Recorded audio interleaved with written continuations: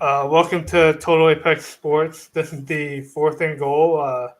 We have a whole cast of characters here from Total Apex. We have Cody, our Bears beat reporter, Zach, our Steelers beat reporter, and Brandon and Max, both Eagles fans, but from the fantasy site. But first off, I want to talk about the trade deadline. I mean, I think we say this every year, but yeah, the deadline wasn't that. It didn't make that many. There wasn't that many big time moves, but um, yeah, I thought pushing it back a week would have increased the chances of more trades, but that didn't happen. What do you think, Cody?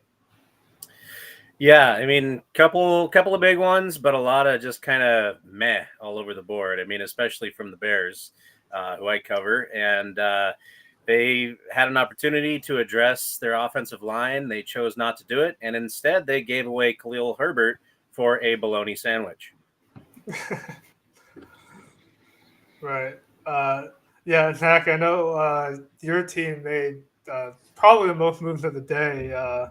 What were your thoughts on the Mike Williams and Preston Smith deals? Uh, I am surprised. There's a lot of people who are being rather harsh about it and what I feel is unrealistic in what they feel the Steelers should have done because what a fan thinks should have happened and what a front office is able to do are drastically different. But honestly, I was going into this expecting no moves.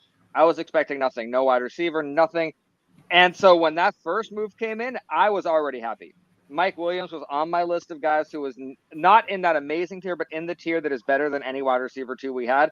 And then we shored up our outside linebacker thing to ensure that a 30-year-old TJ Watt can start to move around a bit more.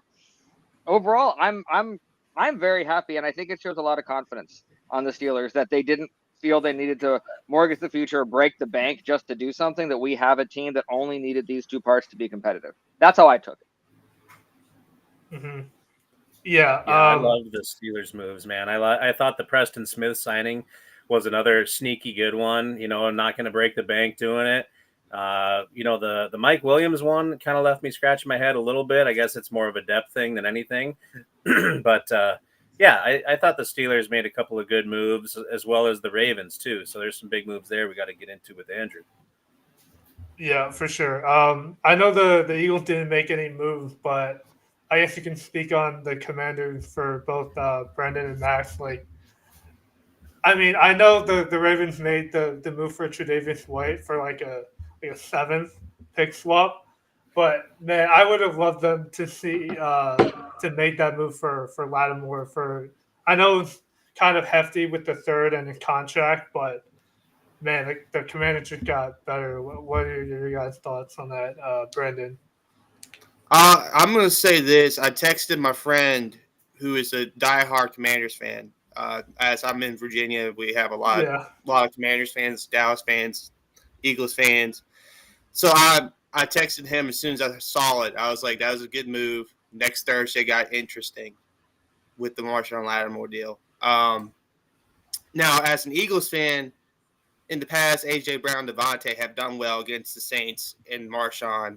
So I'm not like that's a good move for the Commanders going forward for them. And I'm not saying it's not, but as an Eagles fan, if we execute like I know we have been the last few weeks, I'm not the most scared of Marshawn Lattimore. Now, like I said, great move for Washington. Washington is the top of the division right now, and I think that game next Thursday will create a lot of answers that we haven't had in a while. And this week's Commanders against Pittsburgh is going to create a lot of answers for them as well for what this Commanders team is. Um, so it should be interesting. I feel like the Cowboys also made a move with Mingo. That was just like a reach. yeah, That was just a reach. We might see Mingo this weekend, especially if CD not practicing today. We might see Mingo having to get thrust in there, and it's already not a great situation for the Cowboys this weekend.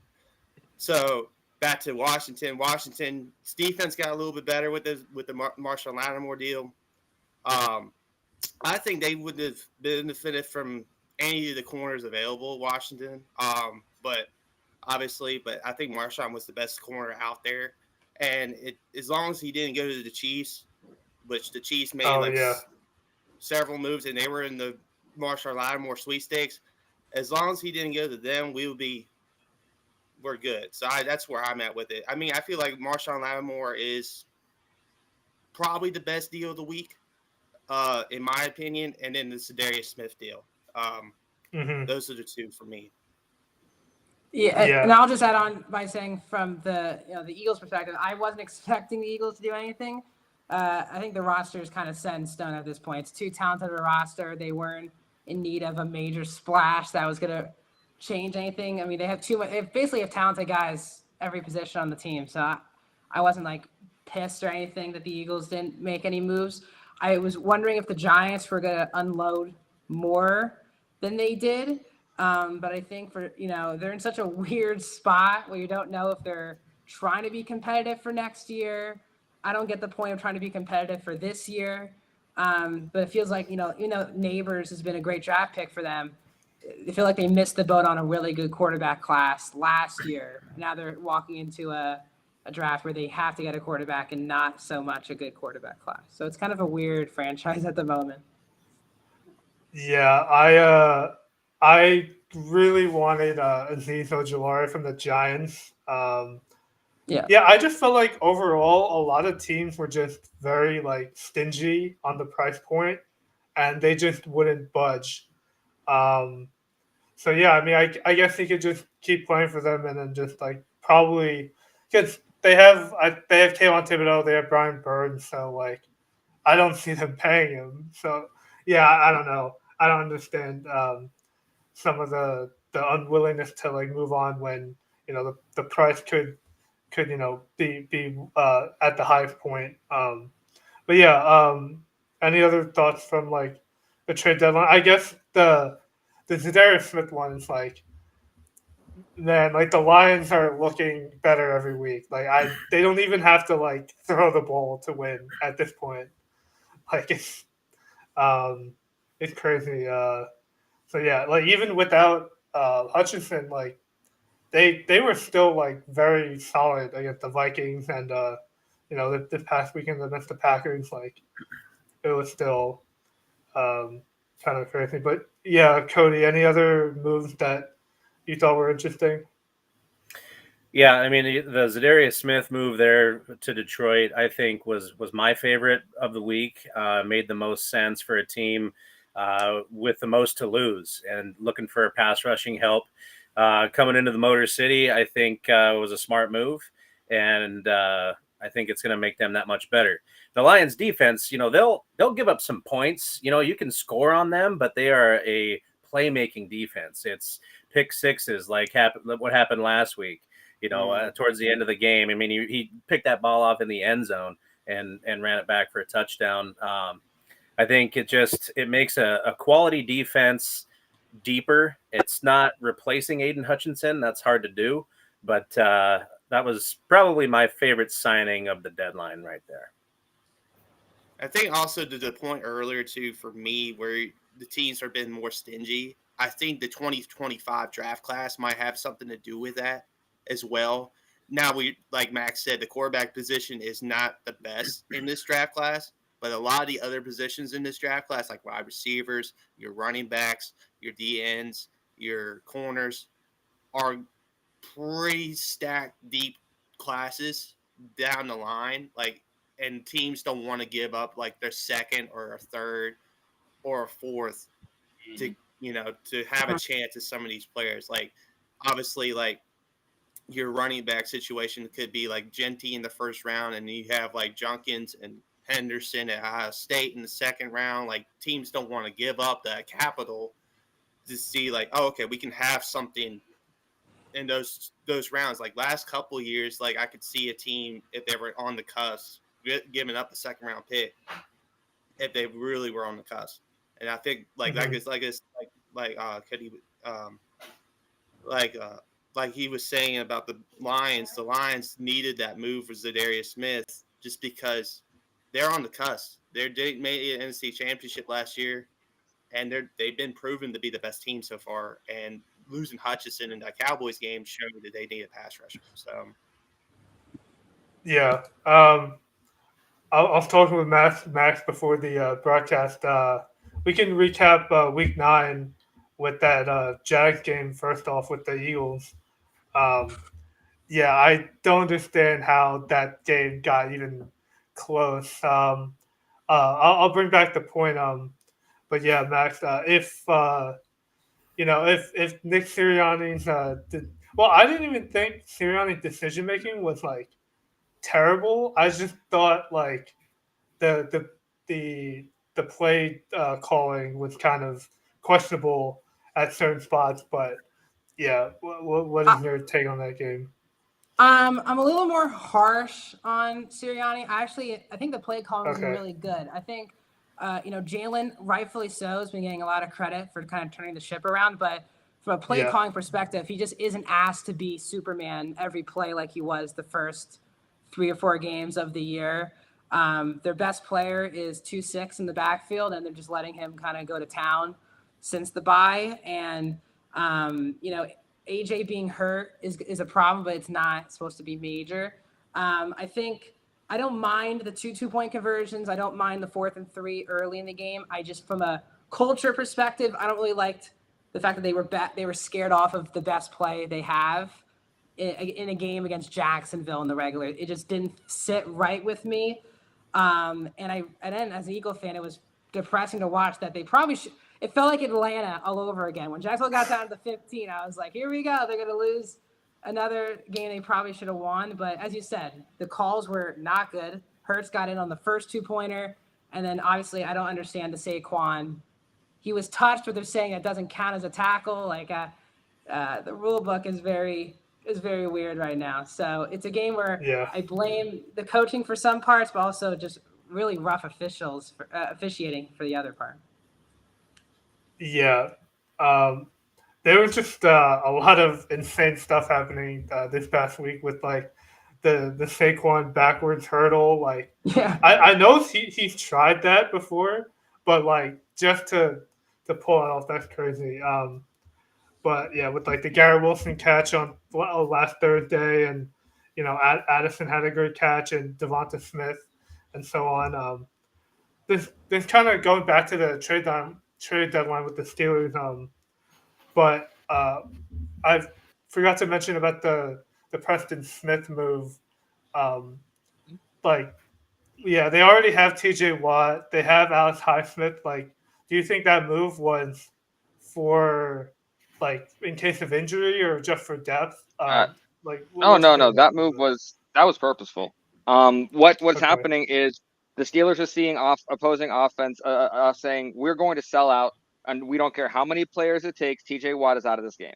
We don't care whatever the other 10 people on that Pittsburgh defense do to us.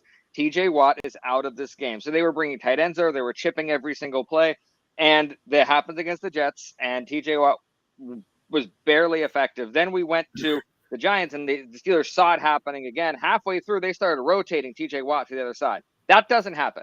You see T.J. Watt on one side. So what this is T.J. Watt is a 30-year-old player right now who is having to learn a new side of the line. He's going to be asked to play consistently to make sure he is not taken out of the play.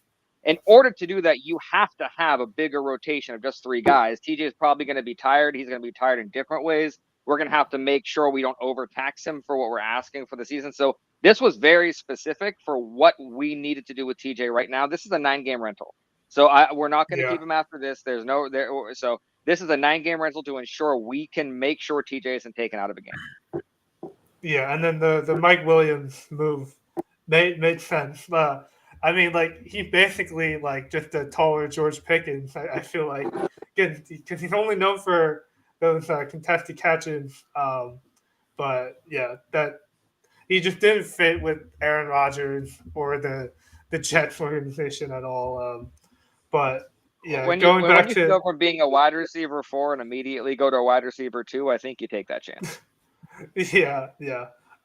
Going to the Bears. I mean, we talked about this a little bit last week.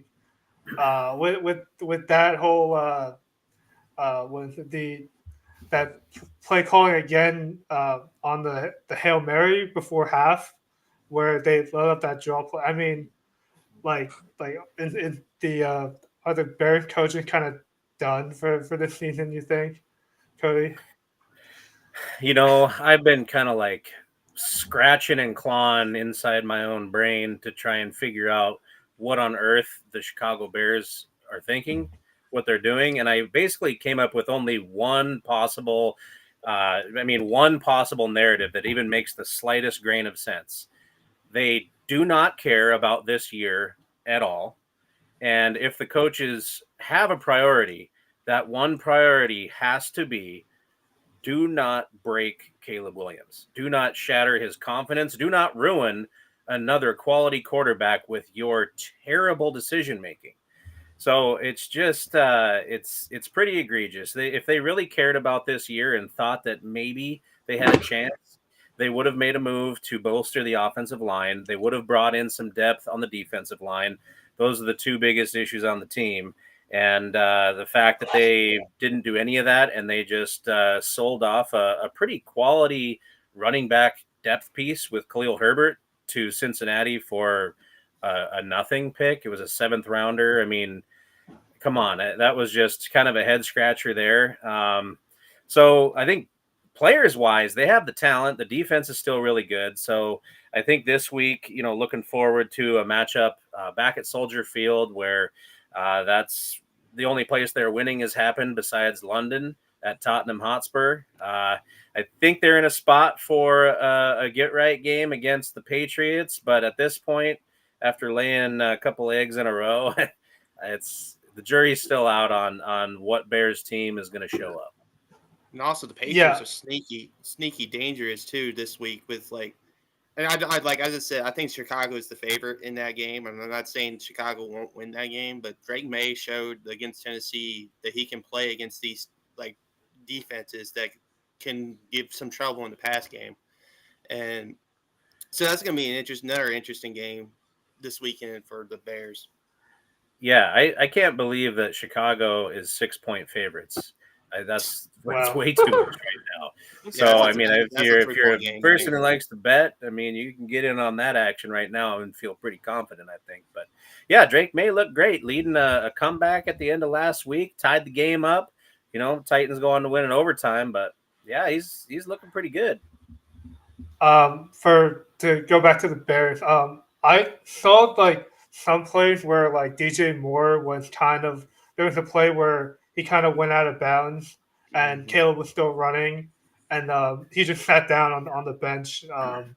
But also the kind of near the end of the game where they left him in and he got hurt. Do you think that's anything with play calling, or would you have done that? Or I mean, when games are out of hand, there's the whole school of thought, get your guys out of there. It's not worth the risk of injury. And that's pretty common. But then you think about it. I don't remember Tom Brady ever coming out of games early, really, or these great teams with great players. It's like players want to play, players should play. And that's to the nitty gritty till the dirty end.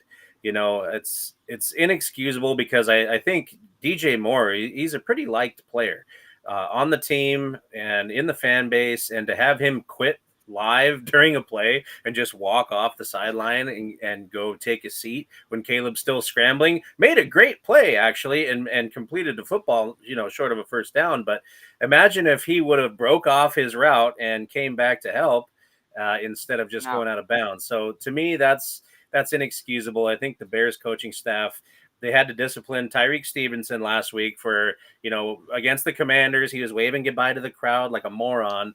They disciplined him that week in practice, and then he got butthurt and left.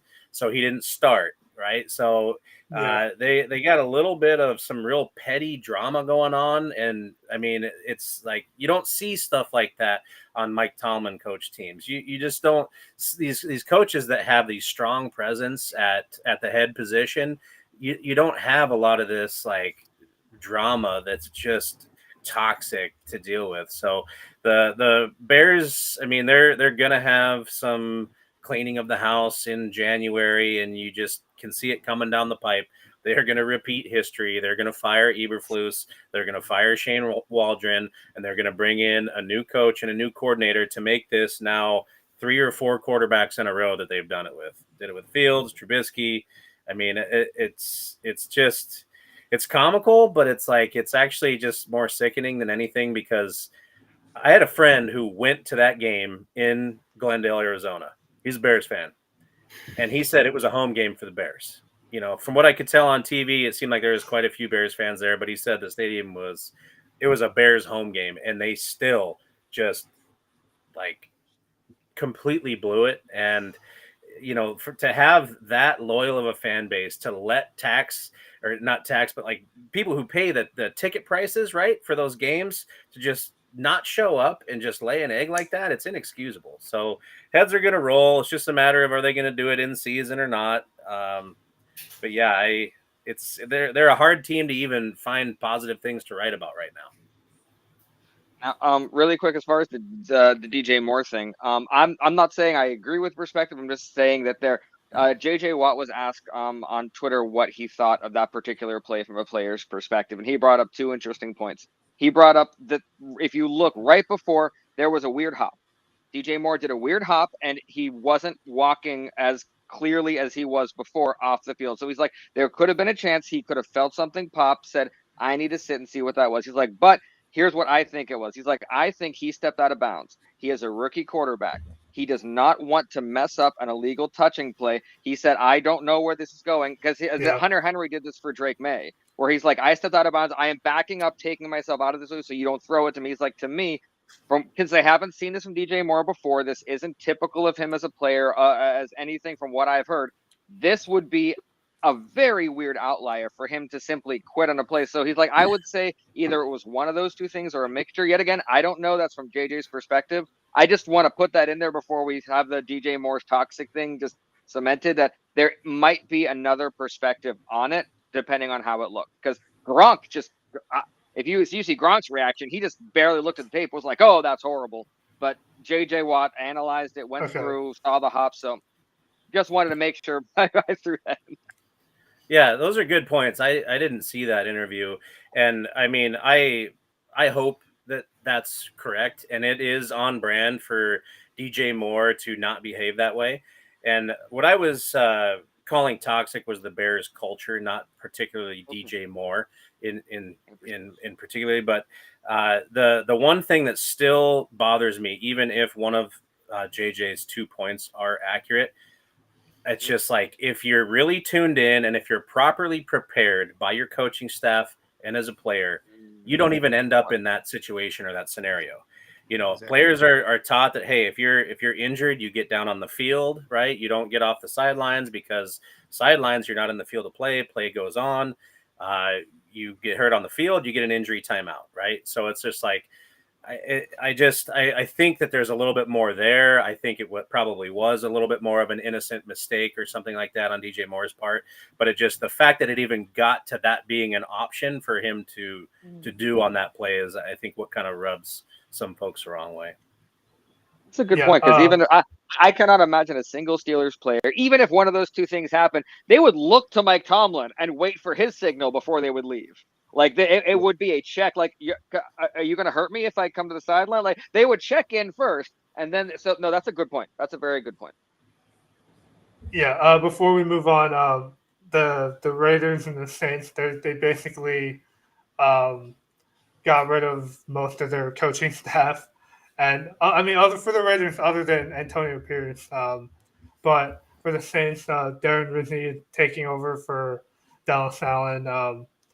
Yeah, Max, like what do you think about the whole Saints situation? They just traded Lattimore to how do you see the outlook for this team? I mean, yeah, they're in a weird spot because they just paid basically the majority of their top players, so they weren't in a position to completely reset. I mean, they're really hit by the cap, and Carr's contract is going to continue to kick in moving forward, but they've paid Kamara, Olave, all these people already beforehand, so it's not like they can just start handing out trades for these guys. So the goal is going to be, I mean, it's crazy how you fall from looking like the top offense. Clint Kubiak was getting head coaching looks 2 games in, and now they're kind of a disaster, losing to Carolina by a point.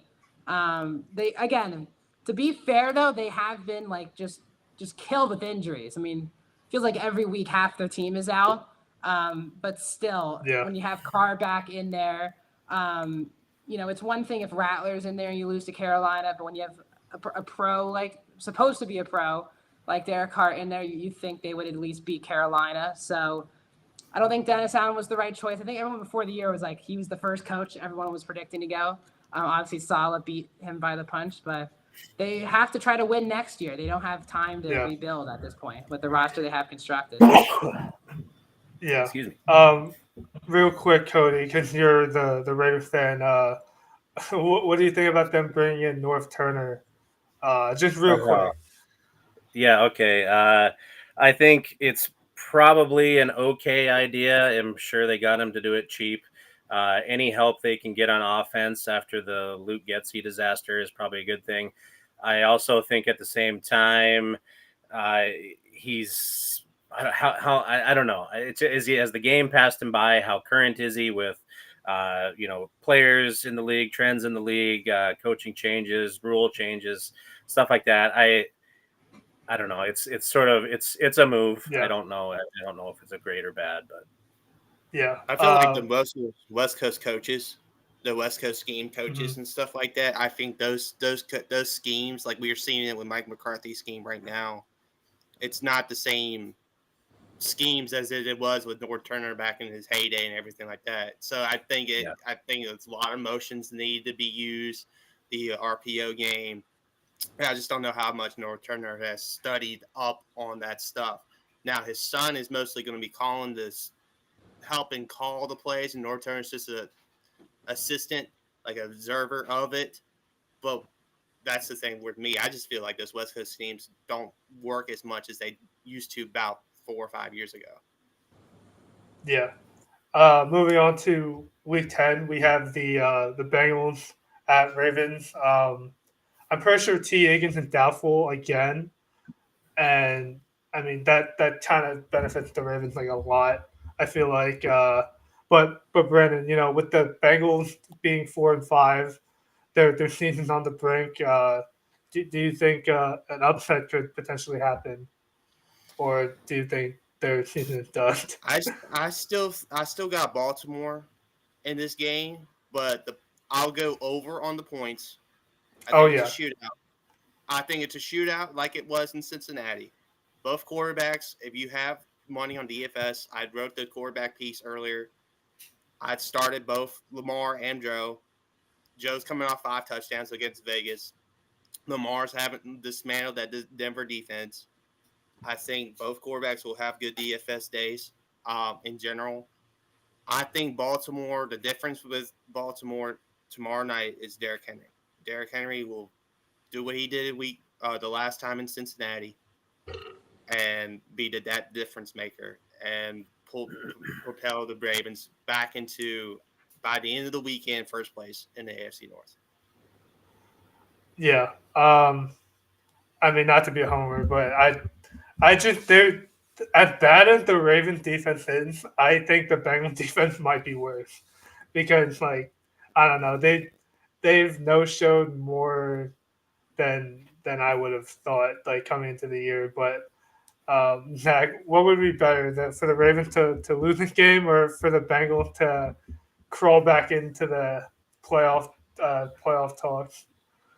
Well, let's make it very clear. I don't think the Bengals have much of a legitimate chance to make the playoffs. Yeah. So what I want is I want the Ravens to reach up from the swamp and pull the Ravens back a little bit, because the Steelers they did what they needed to. We stockpiled wins, but it's unless the Ravens slip up, it's going to be the Steelers with the Ravens on their heels.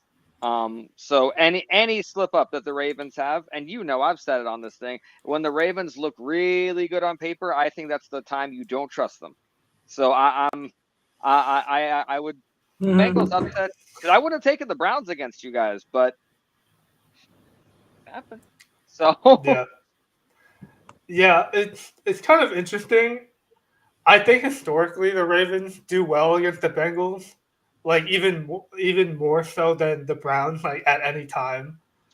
Just because the Browns defense has usually just been better in general. But yeah, Max. I mean, talk a little bit about like how Joe Burrow's been playing, and they have Chase. I know they have the whole Jermaine Burton thing kind of showed up. Like he was supposed to be an integral part last week, and Mhm. he was seen gambling at a casino. Like I mean I know he's a rookie, but like that's a Yeah. bad look. I mean, who do you think steps up for the Bengals on offense?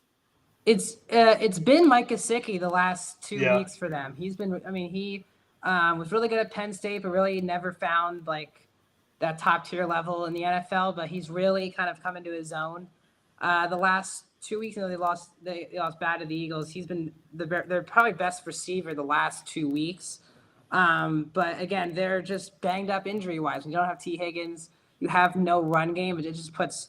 I don't think Burrow's had a bad year whatsoever. It's just he has to throw the ball nearly 40, 45 times a game with his number two receiver not being there. It's been a weird year. But I actually find this being at least 6 points I think is an easy cover for Cincinnati. But I don't know if that means a win, but I think this game will be a lot closer than people are gonna assume.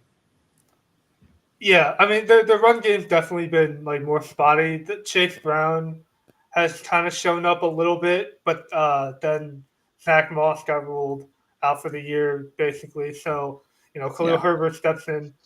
That's not a bad duo. I mean they're trying what they can with the Yep. run game, but yeah, the next I don't know who's gonna wake up for this one, but we have the Germany Tank Bowl with the Giants and Panthers. I actually think that I don't know I think the Panthers were. I think the Giants were 5-point favorites or 6 maybe. I actually think the Panthers could win this game. like no, like even with how bad they've been, the Giants somehow have been worse. Um, but yeah, Brandon, you can talk about this game a little bit. Well, let's see. Bryce Young and Daniel Jones. Which quarterback will be worse? I'm not. I think Bryce Young built something last week with that Saints win. I think Bryce Young has a chance against this Giants defense, especially with if Kayvon Thibodeau's not playing still, or if that situation in the corners with Deontay Banks, him in and out of the lineup. But the thing is, I feel like the Giants do have the better receiver in this game and Neighbors. Oh yeah, If they can get the ball to Neighbors consistently against this Carolina defense, I think the Giants will win this game. Is they pull off some kind of weird game overseas a lot of the times. Look at the last London game. No one thought they were going to win that last London game they were in, and they won it. So I think the Giants could win this game, and I don't think Daniel Jones still is the answer in New York. But I think if he can find Neighbors enough in this game, I think Neighbors could have like a 10, 12 reception day against this Carolina secondary. I feel like if they find that connection is good enough, I think the Giants will win this game by 3 or 4 points. yeah. This is kind of a big picture move, but with John Mara saying they're going to keep Dayball and I don't know if they said Shane if they're going to keep both of them, but just in general, like if they move forward with those two again, Cody, like big picture, like it's basically kind of just pigeonholing them to get a quarterback, even in a not great quarterback class. But I mean, what do you think about giving them? I think was it a third or fourth year together? Man, is it going to be 3? It's about 2 right now, or is it 3 right now? It's 3 right now. They came in 22. Yeah, Ooh. so it'll be 22. 4. Year 4. Man, I mean, I think kind of like in any sort of real serious job, I think people need about 4 years to really make a difference. And you thought that the Giants might have had the talent to make a difference sooner than that. I do like Brian Daboll as a coach. I liked him with Buffalo. I was kind of sad to see him leave there. I think he's kind of that old school mentality, which historically has kind of worked in New York, right? Like the Tom Coughlin era, and it's like they were able to do some things there, and it's kind of like a tough town, that type of thing. So I don't hate the fact that they're keeping Daboll, and I think Shane is a fine GM. I question the way in which they let Saquon go, that the public was mildly privy to on Hard Knocks, right? Yeah. But here's the thing, man. I think Daniel Jones and that offensive line, they need a lot of help, man. And it's going to be another year of watching the same movie for, I guess, the fourth year in a row. Because if they don't have a poor enough record to be in the sweepstakes, to get whatever the top quarterback prospect is going to be for next year's draft, it's going to be the same movie. And so for them to have a resource like Malik Neighbors at their disposal, you just hope that he can stay healthy and something can change with that team in the offseason. Maybe bring in, like a seasoned veteran presence and try to bolster that offensive line, bring in a quarterback that way instead of, in the draft. But it's kind of brutal if they're not going to clean house. I feel like if Daboll and Shane go, Jones has to go. That's the thing. Back to Shane, like Shane Bean is a good general manager. He was good in Buffalo, and I like what he was trying to do with Daniel Jones. Like, you have to prioritize the quarterback. But we're seeing in Philadelphia right now the benefits of having Saquon Barkley. And if the Giants had Saquon Barkley this year, I feel like a couple of those games they lost, especially that Cowboys game in MetLife on a Thursday night, they would have won that game if they had Barkley. A couple of the games I feel like a couple of games this season they've been in, but they just didn't have the consistent run game. Now that's the catch, and that's the give 22 of it. Like, you pay the quarterback what you did, thinking he was going to continue the 2022 momentum of that playoff run. That's why they paid him, because they kind of outperformed expectations in 22 with the first year of Daboll.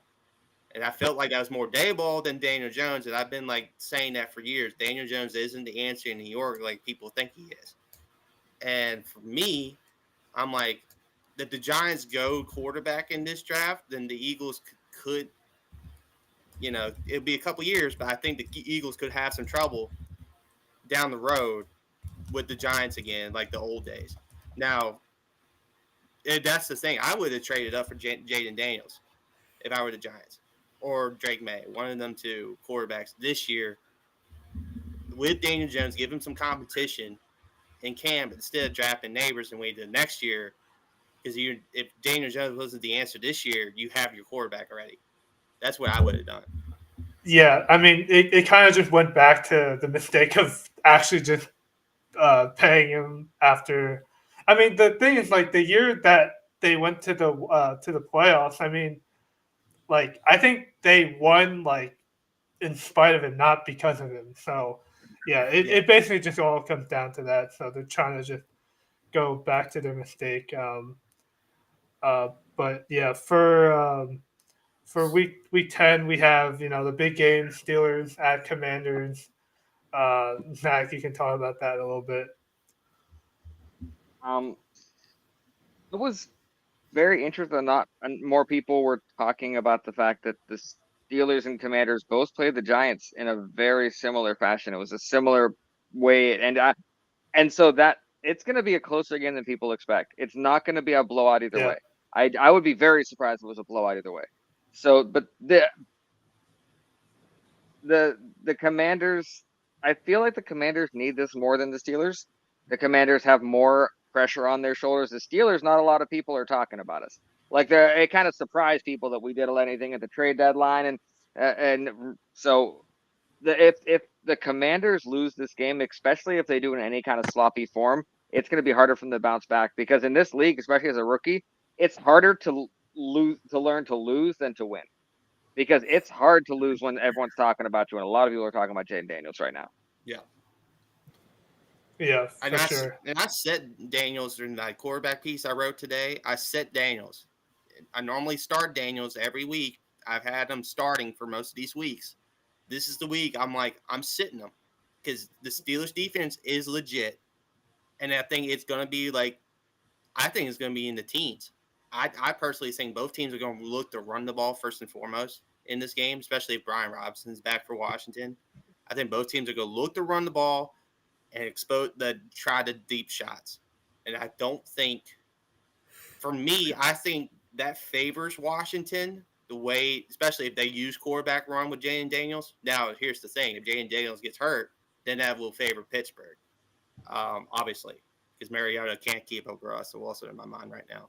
But for me, I think that this game is going to be one of the sneaky games of the week, low scoring, maybe in the 20s at the highest end of it, but no Commanders like 27.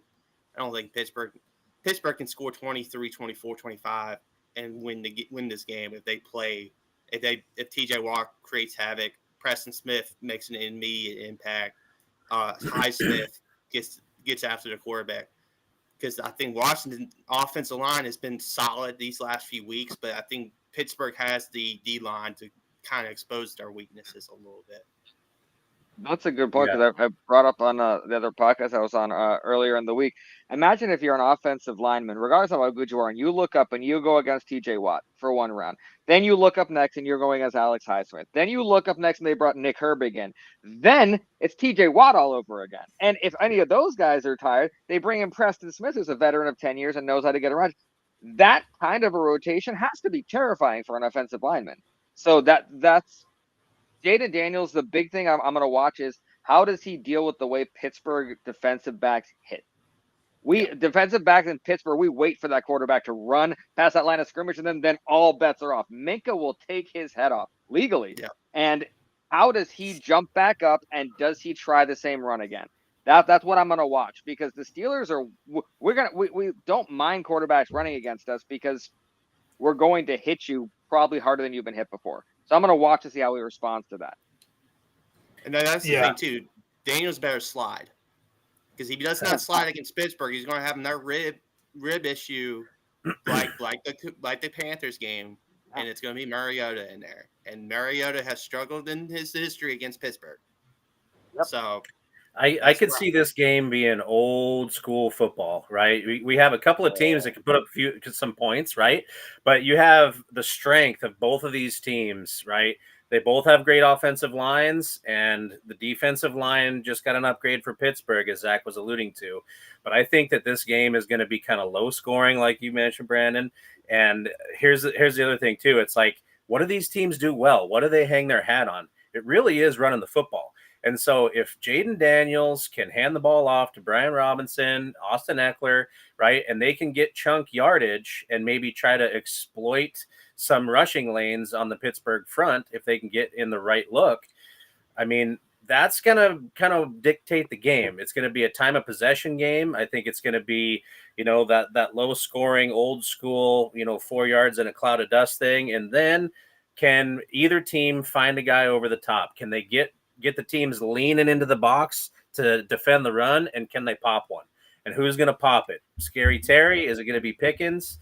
I was going to ask you about Calvin Austin. I like the Steelers wide receiver schedule for the rest of the year and who they're facing. And I kind of like him in the slot too. What do you guys think about him being a factor in this game coming up?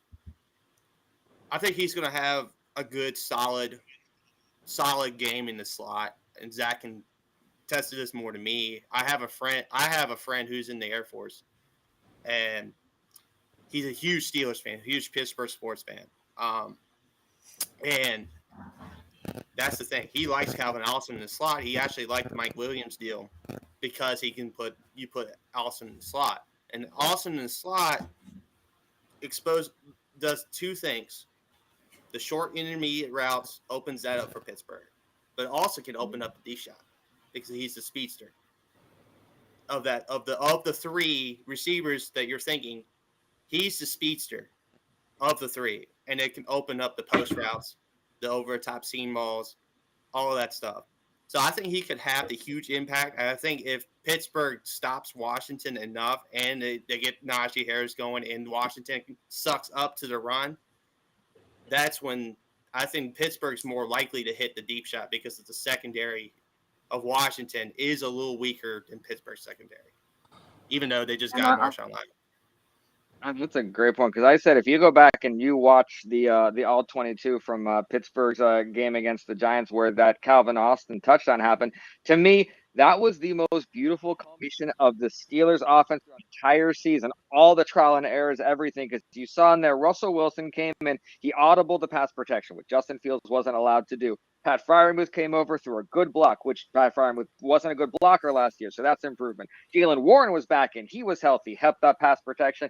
Then you had an offensive coordinator who remembered what players were on the field, because I genuinely believe Matt Canada looked at his crayon-filled sheet and forgot what players he had. Arthur Smith knows how to use Calvin Austin, and Calvin Austin's a good route runner. He is nothing and a handful of wet change. That's what he weighs, but he is a really good route runner. So this is that's a great X factor to bring up, because a lot of people outside of Pittsburgh pretty much say, okay, it's George Pickens and a bunch of random people. You got some receivers with chips on their shoulders in Pittsburgh that are kind of upset about how they're being talked. Oh yeah. Mm-hmm. Yeah, and if they can find Calvin Austin in the slot, little dump off game too, he can house call that thing, and that's the big difference, man, is the run after catch with kind of those smaller receivers, shifty like that. It's the bread and butter of the offense right there, and the George Pickens balls or the Mike Williams balls that are going to be going up and over the top. Yeah, Russ, he throws a nice deep ball. He's still got that part of his game. I thought he threw a couple balls a little short the past few weeks, but I think he's gonna get that dialed in. But man, if they can hunker down and get some of that middle of the field stuff going with Austin or Freiermuth or Washington, I do like that Washington tight end too. He's a big fella, and he can catch the football and jump over people. So this Pittsburgh offense is a little scarier to me than the Commanders' offense, which kind of sounds weird out loud, but it just is. Right. When you look at it, it's kind of weird how Pittsburgh is the more on paper now with the Mike Williams deal. Like, oh yeah, the talent around them. But I like McLaurin. I do like Luke McCaffrey. I do like Jahami Brown. I do like Adami Brown. Now, obviously, Zach Ertz has been Daniel's security blanket this year for them. So it's going to be probably one of the best, if not the best game of the weekend. I think this game is probably going to be the best game. 100%. Yeah. Going to the other game, the Eagles at Cowboys. It's not as sexy without Dak Prescott. Now it's probably going to be Cooper Rush or Trey Lance. CeeDee Lamb, like we said earlier, might be questionable to play. Max, I mean, this should just be the Eagles shouldn't get this one. Yeah, this should be the Eagles Giants game from a couple weeks ago, where it just should not be a game. I'm getting tired of watching Eagles games when they're playing teams they're just 10 times more talented than, and they're about to almost lose or barely hang on. I think it's enough. They have to make the schedule gets very tricky for them after this game with road games in Baltimore and LA against the Rams. So they kind of have to make their statement with, Commanders, Baltimore, Rams the next 3 weeks. They kind of have no excuses. Devontae Smith did not practice today, but it seems like everyone else did today. Well, a lot of the Eagles were resting. Yeah. So Jalen was resting. Like Devontae was resting. AJ was back in practice. Dallas Goedert was back in practice.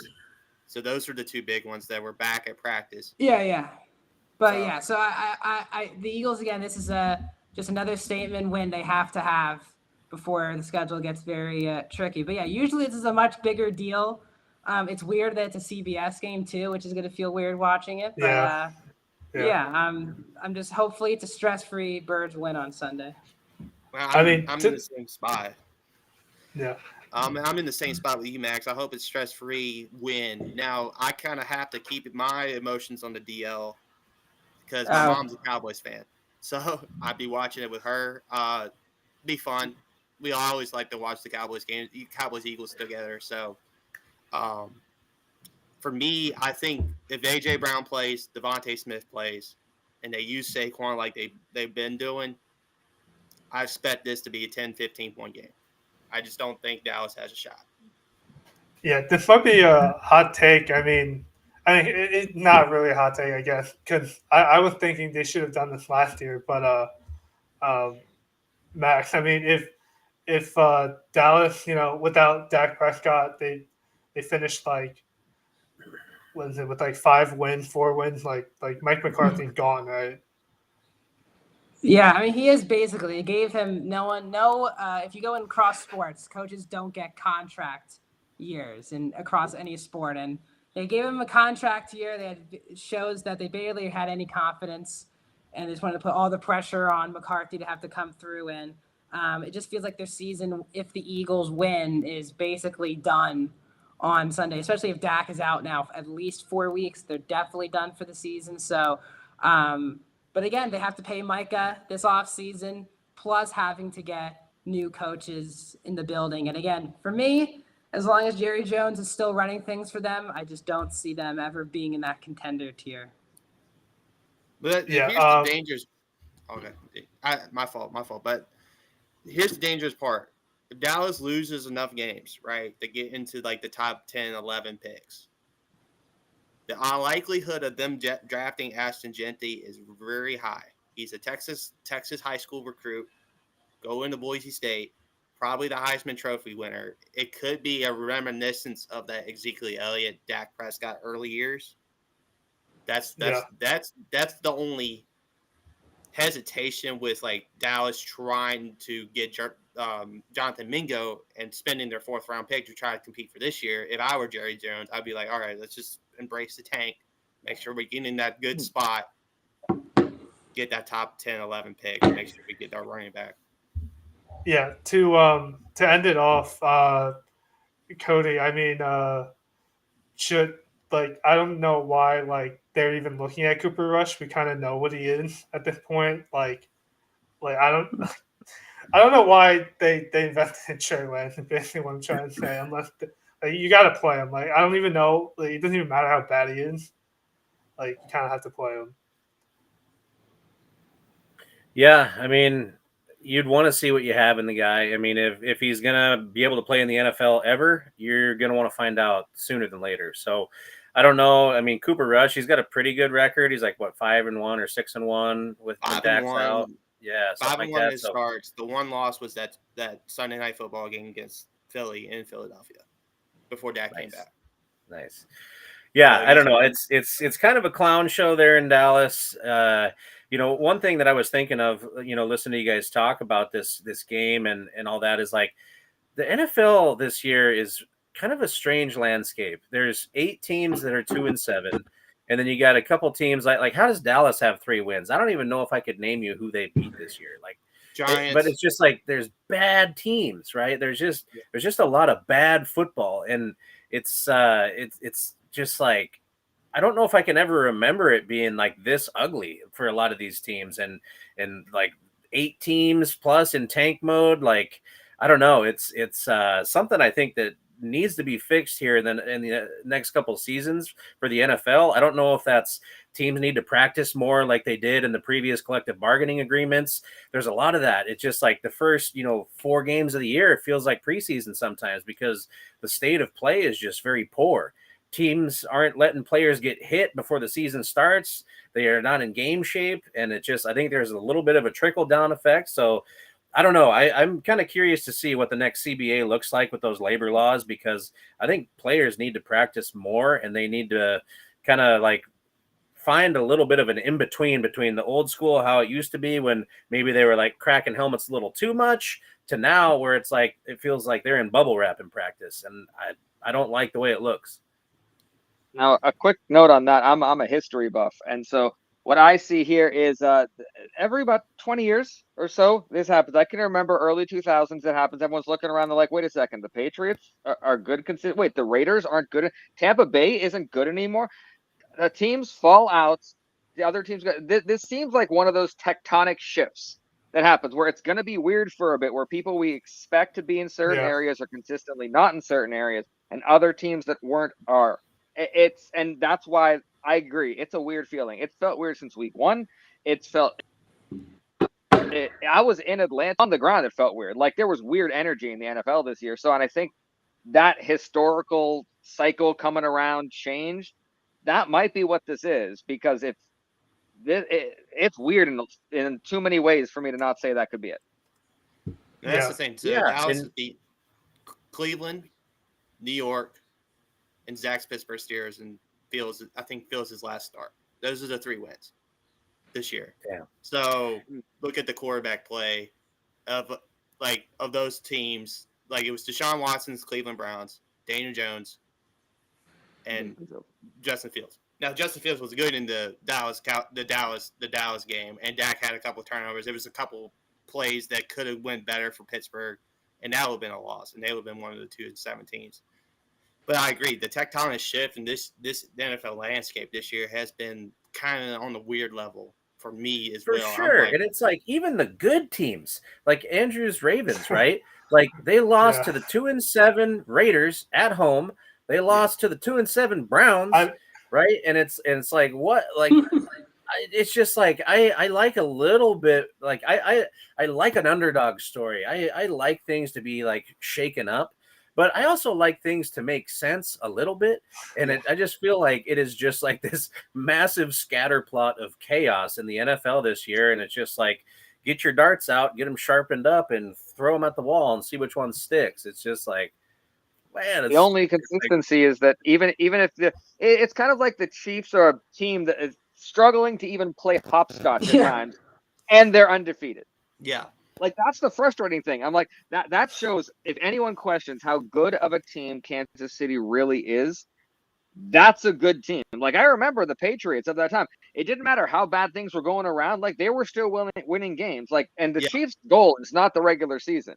The Chiefs, it's playoffs and nothing. So this is not impressing them. No one in Kansas City is impressed right now. And that's the thing too. I think the Lions, the Chiefs have been on team-wise. The Lions have been on paper the better team than the Chiefs. They won the games. They in better ways. But the Chiefs are that inevitable force. Yeah. That defense is for real. Josh Uche, adding D-Hop is going to make them better for that run. I'm looking forward to that Bills-Chiefs game in a couple weeks for sure. Mm-hmm. That's the game. That's the game that's going to see, like, all right, are these Chiefs actually for real here? Or are they going to be like, okay, we got to regroup in the playoffs again, like they did last year? Yeah, that was a great point to end it on. But as we wrap it up, we can start with Cody. Where can we follow you on your socials and your work? On X, I'm at Cody _from_MT, and on Instagram, I'm at Scenic42. Yep, Zach. The bottom there, it's Franciscus Zach, and you'd never be able to spell it right the first time, so it's just on the screen. And I also I write for the Total Apex, covering the Steelers, and I also have another podcast called Steelers Sanctuary. Yep. Brandon. It's on the bottom there. 30B Ellis on Twitter. Ellis Highlight Reel on TikTok and on the other platforms as well. And also follow along high school sports every Friday. It's getting the end of the football high school here in Augusta County. So last full week of that before playoffs, and then basketball season. I'm looking for a high school basketball. And then Max. That is my Twitter down below. I do fantasy sports here for Total Apex. Also, Fall Sports Fluent on Playback. I do like live watch-alongs now for NBA. So if you want to watch NBA where you're not on YouTube, where it won't get copyright, it'll be on the screen with me. If you want to do that, also join me on there. Great. Well, that'll do for the show. We'll see